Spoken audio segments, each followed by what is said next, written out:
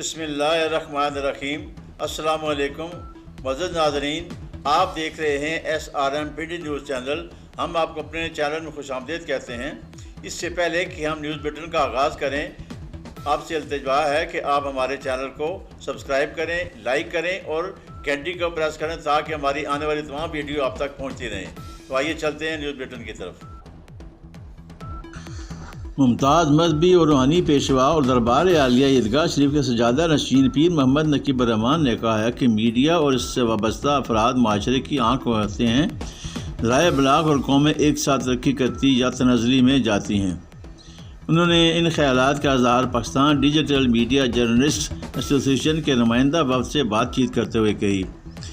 تنظیم کے وفد میں صدر شوکت رحمان ملک، سینئر نائب صدر نثار چودھری، سیکرٹری جنرل تاج محمد جان، سیکرٹری مالیات محمد اقبال اوان، جوائنٹ سیکرٹری سید آصف علی شاہ، آفس سیکرٹری نعمان خان شامل تھے۔ پیر نقیب الرحمان نے کہا ہے کہ ہماری دعا اور امید ہے کہ عامل صحافیوں کی یہ تنظیم سرپرست اعلیٰ خالد نواز صدرائج کی سرپرستی میں نہ صرف صحافیوں کے حقوق کے تحفظ یقینی بنائے گی بلکہ ان کے فرائض کی ادائیگی میں سہولیات بام بچانے میں بھی کوئی دقیقہ فروگزاشت نہیں کرے گی۔ ہمیں بجا طور پر اس تنظیم کے تمام عہدیداروں سے امید ہے کہ وہ صحافتی اقدار اور اصولوں کی پاسداری کرتے ہوئے اس مقدس پیشے کی سربلندی کے لیے اپنا بھرپور کردار ادا کرتے رہیں گے اور صحافی برادری کے جائز حقوق کے تحفظ کے لیے اپنا مثبت کردار ادا کریں گے۔ وفد کے اراکین نے پیر نقیب الرحمان کو تنظیم کے اغراض و مقاصد اور تنظیم سازی کے حوالے سے بریف کیا، جس پر پیر نقیب الرحمان نے سراہا۔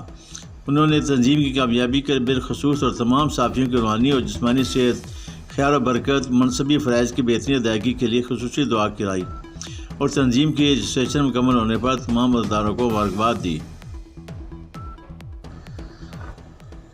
پاکستان عوامی تحریک شمالی پنجاب کے صدر قاضی شفیق نے کہا ہے کہ پاکستان عوامی تحریک ملک بھر کی طرح راولپنڈی میں بھی قومی و صوبائی اسمبلی کے حلقوں میں با کردار، تعلیم یافتہ اور خدمت کے جذبے سے سرشار امیدوار سامنے لائے گی۔ انہوں نے کہا کہ ہر الیکشن سے پہلے ایک کنگ پارٹی بنائی جاتی ہے، اس میں لوگوں کو زبردستی شامل کروایا جاتا ہے اور اس میں روایتی ونگ ہارسز کو جمع کیا جاتا ہے، پھر اس جماعت کو کھڈے لائن لگا دیا جاتا ہے۔ یہ ڈرامہ بہت عرصے سے تسلسل کے ساتھ جاری ہے اور اب بھی لگا ہوا ہے۔ انہوں نے کہا کہ ملک میں ایک عجب تماشا بپا ہے جس کے خاتمے کا وقت آ گیا ہے۔ قاضی شفیق نے کہا کہ پاکستان عوامی تحریک تمام جماعتوں سے ہٹ کر معاشرے کے بہترین افراد کو میدان میں لائے گی۔ صدر عوامی تحریک غلام علی خان نے کہا کہ ہم مستفیض سیاست کے ذریعے قوم کا شعور بیدار کریں گے۔ سیاست خدمت کا نام ہے، مگر ایک سازش کے تحت اسے تجارت میں بدل دیا گیا ہے۔ راولپنڈی کے انتخابی حلقوں میں رابطوں کا آغاز کر رہے ہیں، بہت جلد رابطے مکمل کر کے امیدواروں سے ٹکٹ کے لیے درخواستیں طلب کی جائیں گی۔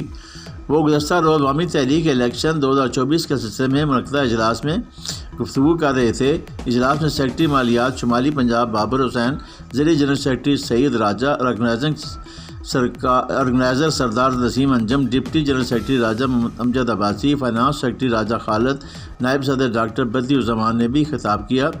دیگر شرکاء میں صدر PP 12 چودھری علی رضا، صدر PP 1 راجہ عاصم، جنرل سیکرٹری ملک اسنان، سیکرٹری اطلاعات عمر فاروق، نائب صدر شعیب مرزا، صدر PP 14 حاجی زہیر الزمان، جنرل سیکرٹری متین اختر، صدر PP 17 Qari Sohail Chaudhry, general secretary Raja Jahangir, organiser Saqib Abbasi, صدر PP 18 Ishaq Abbasi, general secretary Asif Qureshi, secretary اطلاعات دانش خان ترک اور دیگر عہدیداران اور ذمہ داران نے شرکت کی۔ اس موقع پر غلام علی خان کی سربراہی میں سیاسی رابطہ کمیٹی بنائی گئی جس کے سیکرٹری سعید راجہ ہوں گے۔ دیگر ممبران میں PP صدور شامل ہوں گے۔ کمیٹی ہر حلقے میں مختلف سیاسی جماعتوں اور آزاد امیدواروں سے رابطے کرے گی اور عوامی تحریک کے عہدیداروں اور ذمہ داروں کے ساتھ مشاورت کر کے امیدوار فائنل کرے گی۔ All Pakistan affected employees action committee کے مرکزی عہدیداران اور سیر ممبران چیئرمین محمد جنید اوان، صدر محمد یاسین آلمانی، فائنانس سیکرٹری محمد عرفان گجر، سینئر ممبر محمد فہیم تنیوں کے ساتھ Pakistan central cotton committee, ministry of national food security and research کے مزدوروں کی یکجہتی کے لیے سکران پہنچ گئے۔ تمام عہدیداروں نے کہا کہ ہم تمام متاثرین ملازمین کے ساتھ ہیں۔ تمام اداروں کے انتظامیہ کو بتانا چاہتے ہیں کہ ہم نے قانونی اور آئینی تمام تقاضے پورے کر دیے ہیں۔ ہمیں اپنی جائز حقوق دیں ورنہ ہم پورے ملک میں اپنا امن احتجاج کرنے کا حق رکھتے ہیں۔ جب تک ہمیں اپنے جائز حقوق نہیں ملتے ہم اپنی جدوجہد جاری رکھیں گے۔ تمام ادارے جس میں Pakistan railway, national bank, Sui southern gas company, Sui northern gas company, civil aviation, PIA، national security printing company, ERRA department, وزیراعظم office, NADRA department, Pakistan steel mills, Pakistan central cotton committee, ministry of national food security and research, CDA Islamabad, federal government education institute cantt and garrison, SAGs، affected contract third party daily wages ملازمین شامل ہیں۔ All Pakistan affected employees action committee کے تمام مرکزی اداروں senior ممبروں نے بغیر کسی نظر، بغیر کسی مفاد کی اللہ کی رضا سمجھ کر وفاق کے 13 اداروں کے تمام متاثرین ملازمین جس میں fact, affected contract third party daily wages ملازمین کے لیے کام کر رہے ہیں۔ معصوم لوگوں پر بمباری بہادری نہیں بزدلی ہے۔ غزہ و فلسطین کے مسئلے پر OIC امت مسلمہ کی ترجمانی کرنے میں ناکام رہی ہے۔ مظلوم فلسطینی عوام مسلم ممالک کے حکمرانوں کی جانب دیکھ رہے ہیں۔ افسوس سے کہنا پڑتا ہے کہ کوئی بھی مسلم حکمران مظلوم فلسطینیوں کے مقدمہ لڑنے کے لیے تیار نہیں۔ ان خیالات کا اظہار سماجی رہنما صدر ترقی پسند فلاحی تنظیم محمد عامر صدیقی نے اپنے بیان میں کیا ہے۔ انہوں نے کہا کہ گزشتہ 1 ماہ سے اسرائیل نہایت مظلوم فلسطینیوں کا قتل عام کر رہا ہے۔ غزہ کو زندہ انسانوں کا قبرستان بنا دیا گیا ہے۔ اب تک 5000 تک کے لگ بھگ معصوم شہری شہید ہو چکے ہیں۔ اسرائیلی فوج نے اسپتال اور کیمپ تک نہیں چھوڑے۔ زخموں سے چور مظلوموں پر بم اور میزائل برسائے جا رہے ہیں۔ اسرائیل کو تیل سپلائی کرنے والے ممالک سپلائی بند کر دیں۔ انہوں نے مزید کہا کہ اسلامی دنیا کے حکمران فلسطین میں مسلمانوں کی نسل کشی کا تماشا نہ دیکھیں بلکہ جنگ بندی اسرائیلی دہشت گردی کو رکوانے میں عملی کردار ادا کریں۔ اسرائیل ناجائز قاتل اور دہشت گرد ریاست ہے۔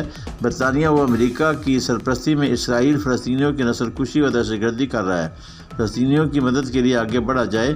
غزہ کے محصور اور مظلوم فلسطینیوں کے لیے خوراک اور ادویات پہنچانے کے ساتھ ساتھ اسرائیل کے ہاتھ کو بھی روکا جائے۔